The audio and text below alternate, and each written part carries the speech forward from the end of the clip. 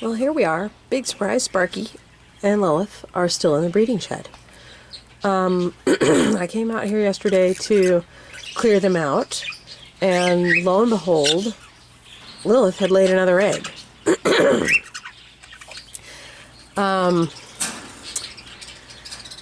Sometimes a hen will kind of realize that the eggs aren't going to hatch and start laying again, and I think that's what she's done. The question is it going to be fertile this time? She stopped laying probably close to a week ago. So I candled the eggs, but you can't tell a new hatched egg from the infertile eggs that were already in there. They don't show any development for a few days. So I candled her eggs. One of them was starting to rot inside, had a crack in it, so I took it out, and I left the 4. 3 of them were the original infertiles, and one of them's the new egg. I don't know which one's which. So I have to leave them for a couple of days, and then candle the eggs again and see if we have fertility in the last egg that she laid. If we do, they stay. We will take a baby anytime.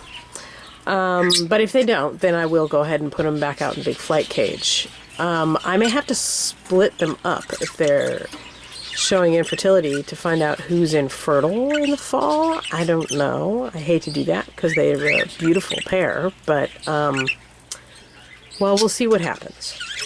Here's Buster down here. His rainbow is still sitting on 5 eggs. 3 are infertile.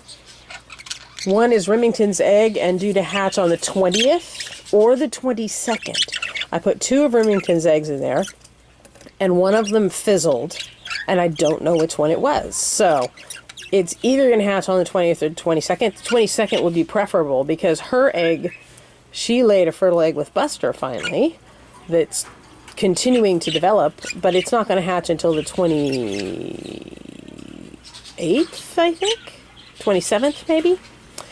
So the later the Remington chick hatches, the closer together they'll be in age. So, but I don't get to pick. We take what we can get. And Rainbow's a very experienced hen, so I don't think she'll have any trouble raising 2 chicks that are a full week apart in age. She probably pretty much knows what she's doing. These 2 are doing a great big fat nothing.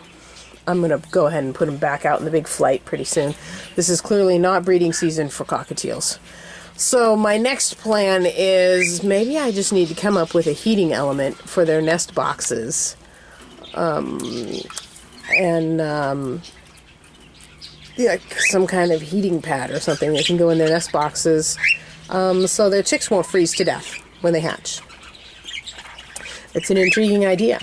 And the only way that we're going to keep baby chicks alive. I'm going back and forth because you can't see them both at the same time, so there they are. But yeah, they're not doing anything, so I'm going to put them out in the big flight cage together. In fact, Brad and Pewter are in the boys' flight cage, and I'm going to take them out and put them in the big flight cage back with the girls, because clearly no one's going to start laying eggs randomly if it's not breeding season for cockatiels. Oh, hi! Look, there's Breezy. That means we can peek in at her eggs and she won't panic. Oh, she says I'm going back in here. Oh my goodness, we're up to 7 now. Okay, I'm closing the door. No crankiness. Okay, so 2 of those eggs are infertile. Well, the last time I checked, she had 4 fertile ones. I'm pretty sure we're going to have 5 fertile ones in there, which means there's some embryo reduction is going to be happening. These 2 are doing just great. I do see Bond shiver every once in a while, like he's low on calcium. I can't really give him calcium right now because if I do, I'll stimulate Breezy to keep laying eggs when she shouldn't. But their first egg is due to hatch in the next week or so, and then I will start putting low doses of calcium in the water, and Bond will start feeling a little better. I don't think he's in any danger, but I hate to see the shiver. I wish I could do something about it now, but it's just not a good idea. It would stimulate her to keep laying more and more and more eggs, so she has to stop laying, and she clearly hasn't if she's up to 7. So, that's that. There is Sprite and his Fluffy sitting there peeking out at me. She sits there and watches. She is not, she's got a lovebird nest box here, and it's really long. So when she's sitting there in the doorway, she's not sitting with her babies. She's sitting there peeking at me. It's kind of funny. But her babies are looking fabulous. Great big, fat, sassy little things. One of them is slightly bigger than the other one, even though they hatched on the same day, and they've always been like that. One has a little more down than the other, and it looks like it's all white, which would mean that it's a double factor spangle. And the other one's a little smaller. I mean, I think they probably hatched 18 to 24 hours apart, but one of them's always been just a little bit smaller than the other one. So that could just be genetics, who knows? Or just because it's a day younger when they're really little like this, that matters. I'm going to check them tomorrow for banding, and I am going to change a box pretty soon here because I sprinkled some more. She started with pine shavings in the box. I sprinkled some more in, and she didn't object to that. So when I clean out the box and put fresh pine shavings on it, she shouldn't have any,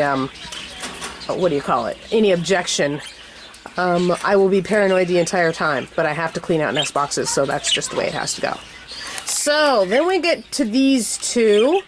I gave them a full-on dose of calcium yesterday, and they got a half dose today.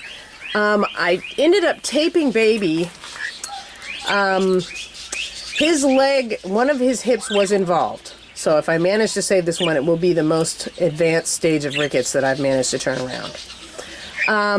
And so I taped his two little feet together, and when I taped them, I taped the front of the bottom part of their leg by their feet, their lower leg. You see where Sprite has two bands, one on each leg? That's where I put the tape when I tape Baby's legs for splayed-leggedness. The thing is that the band is loose on the little guy because his legs aren't very big. And when I had him all nicely taped up, his knee, the leg that's splayed is the one that his band is on. So you put the tape around the band instead of around the leg. So it's loose. It's like having a bracelet on. And his hip would pop out of place and his knee would literally be at a right angle to his body. So what I ended up having to do was super tape him. I ended up putting more tape on him, taping his knee in to the tape on the other leg and wrapping extra tape around it. And the good news was I foiled Mom. When I looked this morning, he still had it on, and when I looked this afternoon, he still had it on. She's having a hard time getting it off, which means, geez, this could actually work. So I'm sure I'm going to have to retape him once it gets dark again tonight, but let's take a peek and see what's happening. Get your little fanny back out of there. Nope, we don't want to see you in there. Let's see what's happening with this little guy. See, he's upright. That means his feet are still under him.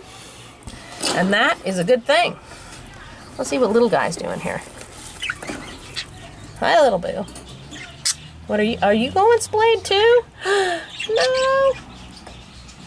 His feet are kind of forward. I don't know. Let me see. What are you doing? I don't know. That doesn't look good. How could you be going splayed when I've got so much calcium in your water? I don't know. And let's see what's happening with little Boo here. Yeah, he's a taped up mess. But it is still, he is still taped. You see that? I'll take him in and clean it up and start over again. Do we need to tape little guy too? See how his feet are jutting forward like that? How could you be going to rickets? Look at that. His feet are jutting forward and out. I'm going to tape you tonight, too. We'll just tape the whole darn family. But how could you be going to rickets when I got so much calcium in your water? That's crazy. I don't know what's going on with that. All right, let's let Mommy back in again. There. I'll leave that cracked a little bit. Okay.